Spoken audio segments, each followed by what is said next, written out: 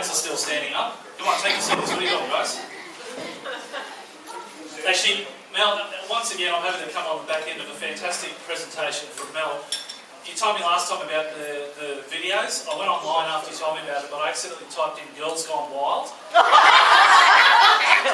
Sort of ended up somewhere else. I thought, wow, this is a really progressive legal firm. With great leads. All of the above. Alright, I went to a technology seminar a couple of months ago. 2 days spent with accountants, yes, I know you're very jealous, about where technology was heading, about some of the things that are on the horizon. I'll share with you some observation. By the second day I started joining the dots, and some of the things coming up are pretty good, some of them are pretty ordinary. I've got the notes that you'll see. I have printed them. Cole's got about 20 copies, so I'll hand them out at the end. I don't want to give any spoiler alerts. Now, the irony of this, of course, I'm about to talk about the future and progressiveness, and I've got a PowerPoint presentation instead of pressing. And I'll refer back to it in a moment. Irony, anyone? Alright, everything I say here is just purely my opinion. It's just a disclaimer that has to go with just about everything that has to be done these days, sadly, because we have legal firms who want to sue people. So, don't act on any of this. It's not advice. It's just some observations. Alright, hang on a second. I need three hands. Three hands. Sadly, I can't see. Okay. I need some pointers. One of my favourite trilogies of all time, the Back to the Future trilogy. Alright, I can recite the lines. 1.21 gigawatts. 1985 was the year Marty McFly travelled into the future. He travelled to October of 2015. Now it's only 3 years away. And there was a report recently that I heard on the radio that they have not come up with the technology to invent a hoverboard. Yeah. Just want to take a moment. They also won't have the technology ready in 3 years' time for the jackets that dry themselves. They won't have the technology for Nike shoes that lace up. I'm devastated. Absolutely devastated. So that's the bad news. Forget the bad news out of the road. Those things won't be invented. I'm going to go off on a complete tangent now. Before I speak about what I think is going to happen in the future, part of my business coaching, a guy spoke about this very esoteric topic that I think is very relevant for what we do in the future. So I'm going to take a few moments talking about this.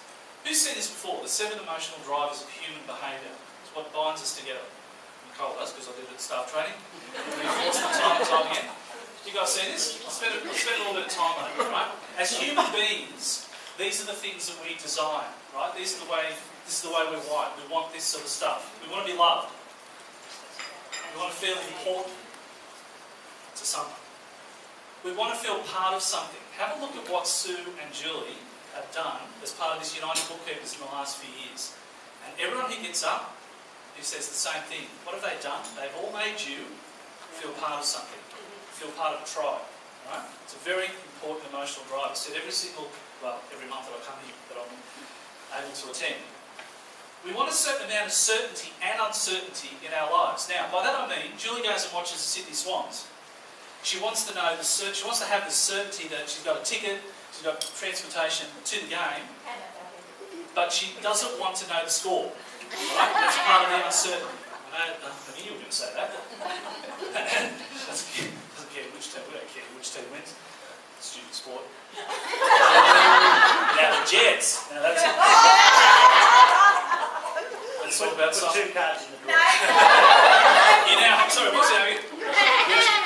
You now have 3 double passes. We want a certain amount of certainty and uncertainty in our lives. Some things we want to know about, some things we want a little bit of danger in. We need something to believe in. Now, we can interpret that different ways about religion and whatever, but we want to have something to believe in. And that's why when we see our heroes on television being done for drugs, falling over, all of a sudden we feel like our heart's being ripped out. Andrew Johns, for example. Right? We want something to believe in. We want more. Now this is why I need this, because I'm going to come back to this. I want more ink.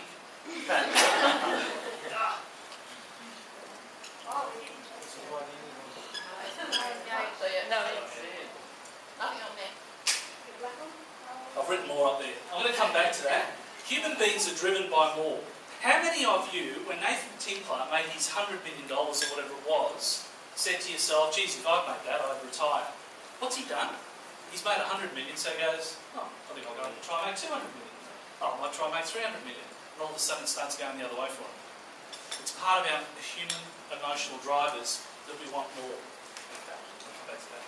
And we want to be part of a place. We want to have a place, whether it's a home, somewhere to go to, whether it's a pub, whether it's a club. We want to have a place. These are really important, and I'll refer back to this. So it's a little bit esoteric. That has a lot to do with the future and where I'm heading with this. I'm stealing from Mel again. I'll leave you with 5 predictions about where I think the accounting and bookkeeping game is heading to. Okay? But it's also generally a lot larger as well. Cloud technology, as far as I'm concerned, is going to be the norm. It's not going to be the exception. Okay? So get used to it. A lot of people have a problem with the security of the data. And the question that I ask, even accountants, where's my data? Who's got my data? I have a question for you. You're right here now. So if I broke into your office right now and took a sledgehammer to your file server, how secure is your data? Reasonably? All of a sudden you start to think about, where are my backup tapes? Where are my backup? What happens if your office burns down right now? That's okay. Is that okay too? Yep. You ring Michael. I'm giving you a bit of a plug. Yeah, this is great. Exactly. Right? People seem to have a problem with where their data is. It's on my file server that sits in the corner. You have a fire, you have a break-in, right? How many weeks is it going to take you, not days or hours, to recover that data? If you are on the cloud and you have a proper cloud solution, and not all of them are good, right? You'll be able to literally switch on your laptop, plug into the internet, print it beside you, log into your office, and you've got access to all your data. Full stop. Right? So, as far as I'm concerned, cloud technology is a given. Embrace it. You'll never go back. Storage space, backup, recovery, disaster plans. How many businesses do you know? How many of you guys have gone, all right, I'm going to test out my recovery disaster plan. I'm going to shut down the office and I'm going to get my backup tapes and see if they work. We backed up to this stupid system years ago called Cytos. I could kill the person who built this bloody Cytos on tape. There was nothing on it. I used to take the tapes home every week. They were blank. They were paperweights. There's nothing on them. And it was only by chance that I went, oh, I've accidentally deleted a file. Let's go back to the backup just to recover that file. Thank Christ I didn't have to recover the entire database. Right? So no one that I know, bar none, no one sits there and goes, let's test out the recovery system. I know you guys probably go in and have a look and see, yeah, the data's actually there. It's nice to know it's there. But again, you're on the cloud, you don't have an issue. However, the big thing is access. Right? There is a massive problem at the moment between your local IT people and wonderful organisations like Amazon and Google. Amazon come out and say, anything you put on here's ours. You'll have no privacy. Google does the same thing. Google Docs came out, right? About 3 people embraced it. Yep, let's put everything up there. All of a sudden they just went, no, that data's ours. We don't. And if you lose it, who do you call? Who are you going to call?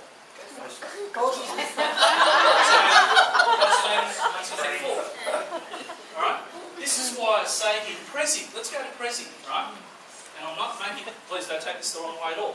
The Prezi presentations, I looked into them, I thought they were fantastic. However, you've got a choice. Either the presentation that you create, if you don't want to pay their fee, that goes on their cloud and everyone has access to it. There's no privacy. So all of a sudden, if you want some privacy, because there's some confidential information on there, you have to pay a fee. Yeah, something so cheap. It's about $60 a year. Legal firms who don't pay money. I'll warn you. So again, it's a question of access. You stop paying for that. You've done 50 presentations on Prezi that are confidential, and you don't pay the fee. You don't get access to it. I'm not a huge fan of that. So access is important. This is why, again, I'll give you guys a plug, that something goes wrong, you want to be able to ring up your local IT person who's controlling your information on the cloud to say, something's gone wrong, I haven't got access to it. Right? It is a by far more efficient use of data, bar none. Right? Because you can have multiple people logging in, you can be from home. I think I'm preaching to the converted. I don't think I need it. We need that goddamn NBN, right? National Broadband. Once that comes in, all the arguments about speed and accessibility and my God, the internet's slow today and I can't type in bills on a while, it goes completely out the window, right? Decent internet speed. Any questions? Was it www girls? Girls gone Wild. With an E on with an E. Thanks. Got it. There's going to be a Google link to that. I can see it now. On the website tomorrow. Alright, prediction number 2. Live feeds will become the norm, not the exception. What did we just hear about the Greater doing in January? Yay. Why all of a sudden is that becoming important? People are waking up to the fact, I have this argument with my staff, when you go preaching to the converted, when you enter data, you are entering 3 things, aren't you? The date, the amount, and some sort of mysterious code. You get data links, 2 of those are already put in there for you, and the only thing you need to put in is the code. However, some of these systems are getting so clever that they're actually prompting you and saying, do I put it to this code? I remember from last month, it's cutting down processing time out of sight. Maybe by a third, I'm not sure. Xero and Class. Classes for super funds. They are the market leaders in it, without a shadow of a doubt. Mild, 4 years behind where they should be. Mild should be shocked.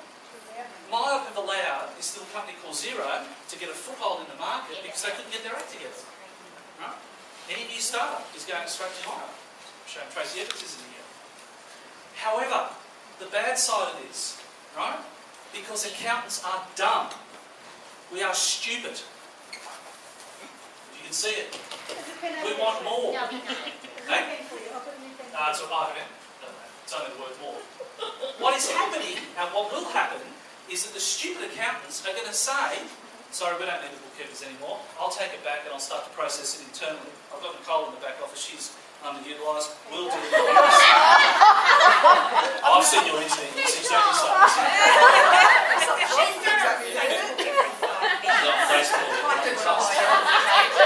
Never do work hours. Right? It's happening. It's happened. When you mentioned this a couple of months ago, and I went, uh-oh, it's happening. It's the prophecy.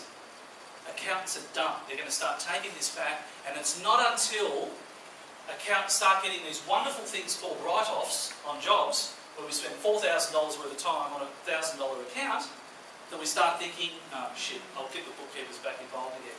So I think what will happen, and it's only my opinion, is that there is going to be a dip in work for you guys.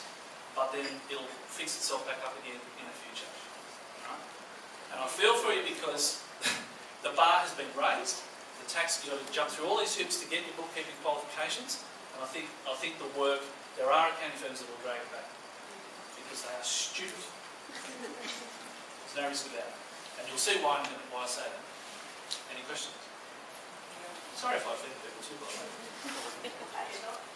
They took out jurors. Like South Park. Prediction number 3, outsourcing will not go away. I'm sorry, I've just outsourced your job to India. I met a guy, sorry, just let me catch up.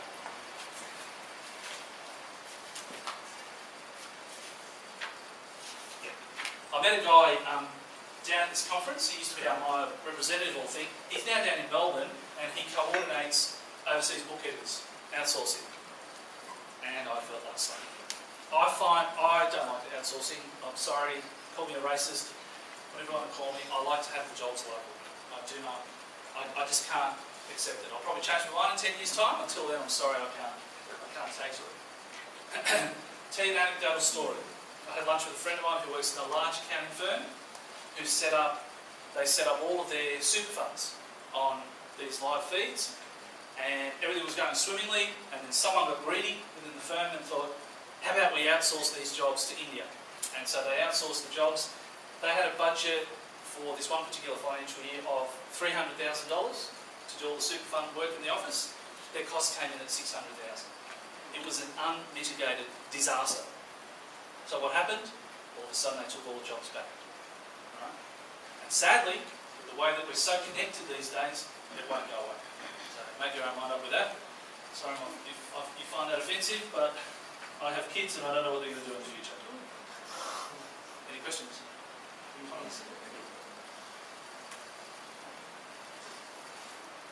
Prediction number 4. There's going to be more add-on software out there.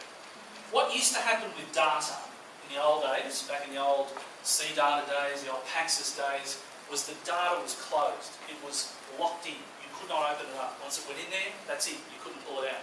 If you wanted to manipulate it, if you wanted to play with it, if you wanted to turn it upside down, you virtually had to rekey in the whole thing. Okay? What is happening now is that just about every accounting package, pretty much every one, is what they call open source. They've got different fancy terms for it, but it allows for all this add-on software. Now, last month, the month before, the last time I was here, I heard a presentation from a guy who did the cash flow.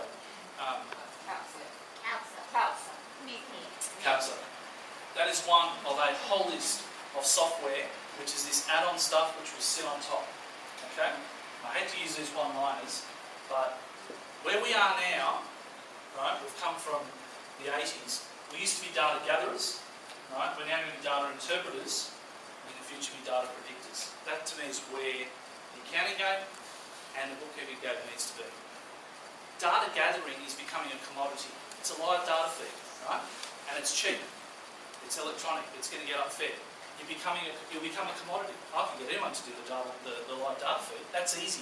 But give me some interpretation of what the hell these figures mean for this quarter, this month. How do they compare to last year? Where am I heading? Where am I falling? Where am I cosplaying? Right? The data interpreters and the data predictors is where people who are serious about running their business. That's a bold assumption I make, because there are a lot of people out there. You see them, people who are not interested in the business at all. They're disengaged, even the owners. Right? They've got to take an interest in their own financial affairs. And that's where all the fun is. Seriously, you want to be sitting there coding away? Bank charges. Bank charges. Any questions? Alright. Prediction number 5. BYOD doesn't stand for bring your own drink, Julie. Okay? BYOD. I feel sorry for the children. Poor Josh, mum's broke out the red wine again, fix her in now. Actually, he sat next to me, he said it was the best meal he's had in weeks. Poor Julie, officer. BYOD, bring your own device. How many of you have sat there, and I don't, it goes in one ear and out the other, I don't keep up with it, trying to make a decision between buying a PC, a laptop, a tablet, a notebook, an iPad, an iPhone. Which one do we get? Oh, this one's better than that because it's... All of them. All of the above. Sorry? All of the above. All of the above. All of the above.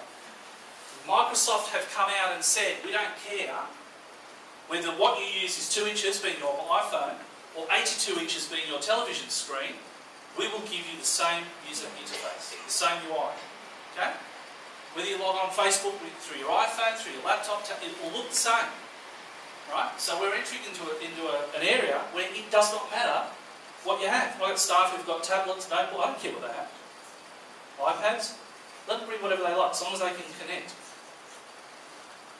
So where this will lead to is true connectivity from the accountants and bookkeepers to the client. Whatever you've got, wherever you take it. The biggest problem with it, of course, is security. Security issues. Right? Nicole goes to a cafe with her iPad, forgets to log off. Someone steals her iPad. She's logged on doing Julie's tax return. Someone steals that iPad. They send Julie a message going, I just redirected your $500 refund. It is a massive issue, and this is where, and I think you'll hear, and again, the law firms are going to get involved with this, where security breaches are going to be, you're going to hear more about it in the media. Right? We have just this week, when I came back from this conference, I got one of my practice manager to write up a policy, which is going in our staff manual, which is making it compulsory for when that device, whatever it happens to be, switches itself off, you need a password to get back in. No ifs, no buts, that's the policy. You don't do that, it'll be a sackable offence.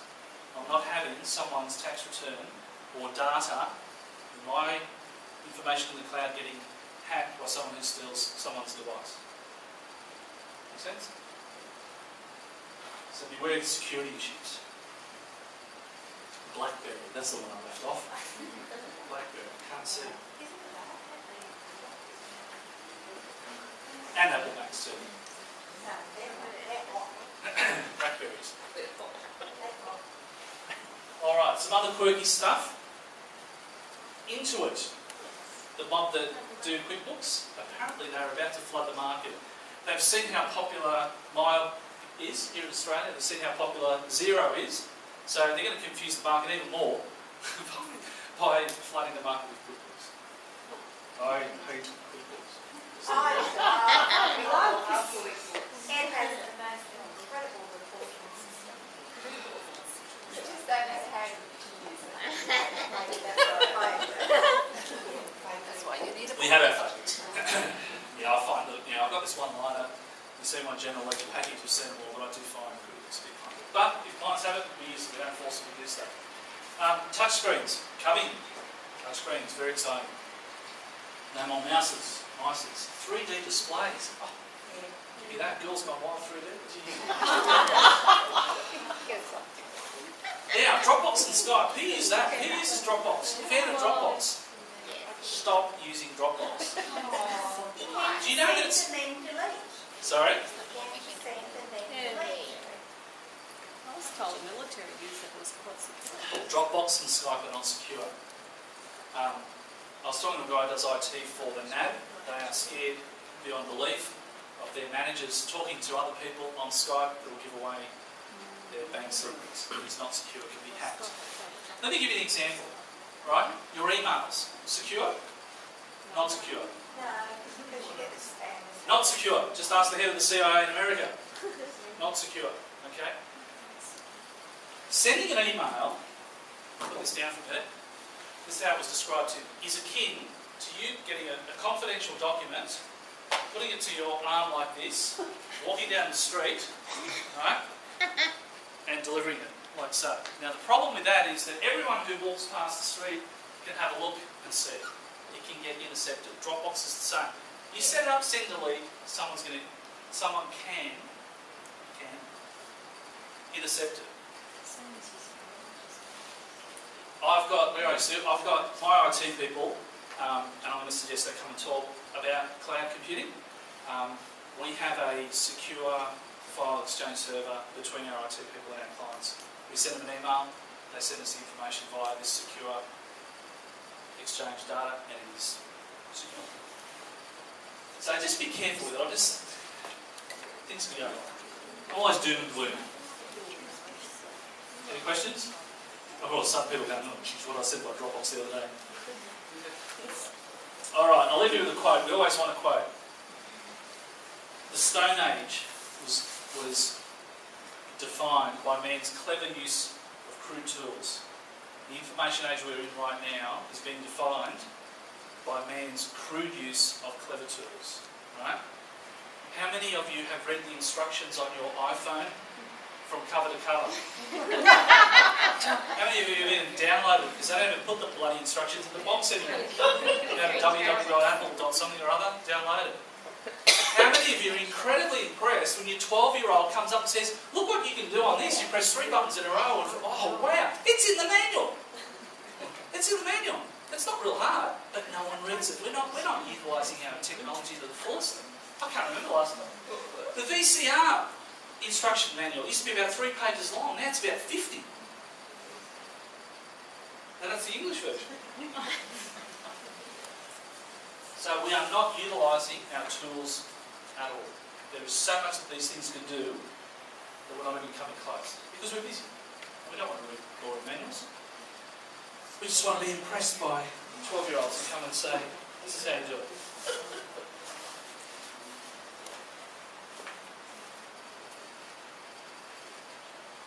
before I ask any questions, can I just make an observation? It's a positive one. Yes. It's a positive one. And you got to mention this to your sponsors, right? You handle it beautifully. When people get up here and talk about their businesses and what they do, and when you guys get up here in 2013, to talk about what you do, right? Oh, have we got a pen? I want this question answered. This is not negotiable.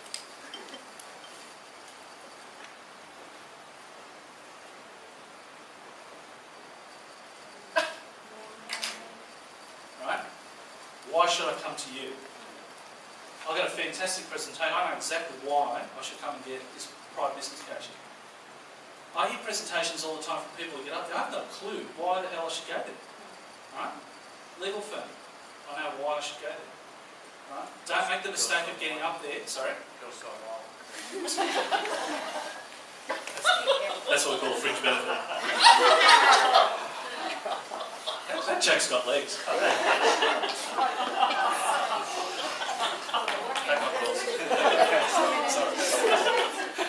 It's got longevity. Oh, actually, I forgot to mention something. Your presentation last week about Anna, the bookkeeper Anna, right? Remember the bookkeeper Anna? Yeah. What did Anna do? Made the client feel like she was part of something, right? This whole, I forgot to mention actually, that's very, really something. Oops. Number 3, you made, and I was in, well, when I heard it, I thought, wow, I've got to do the 7 emotional drivers. Just by hearing you're doing very well is the reassurance that people need. It's part of the emotional drivers that we need. Right?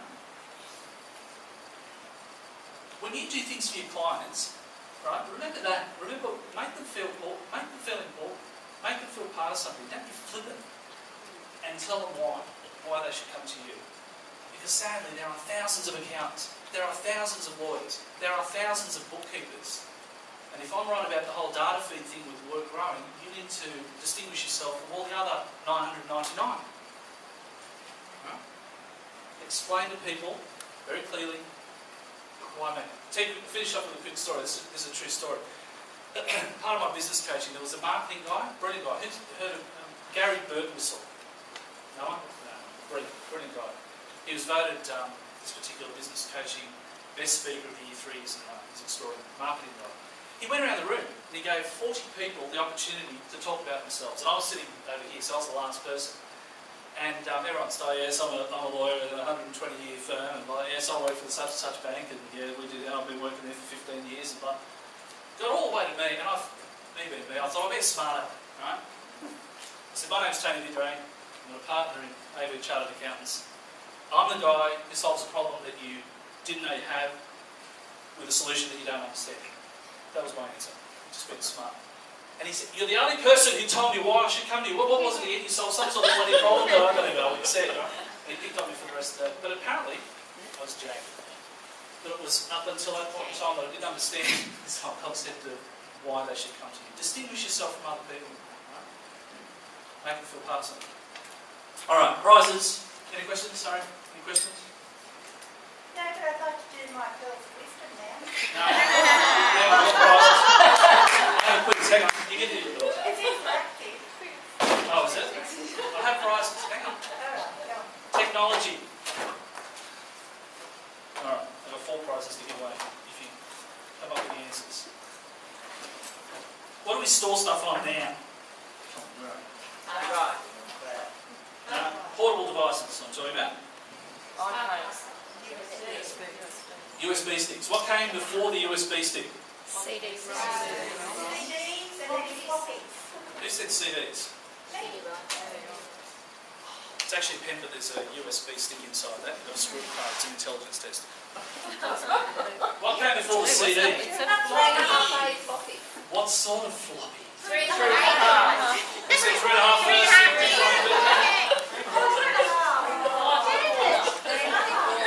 I don't know the next one. Sorry, I'm not that old.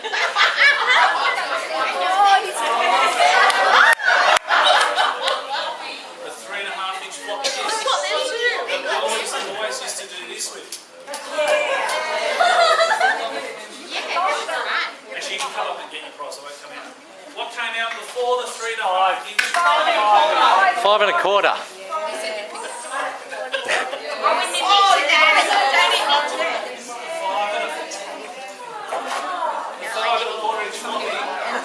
With my favourite bee called Le Floppy.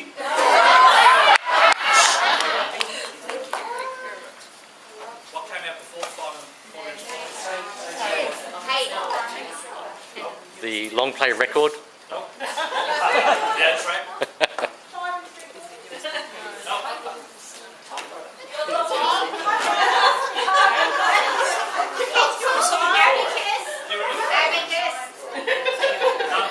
Morse code. It's another floppy. It was the size of a record. Yeah, it's it. 8 inch floppy. 1980. Let's go.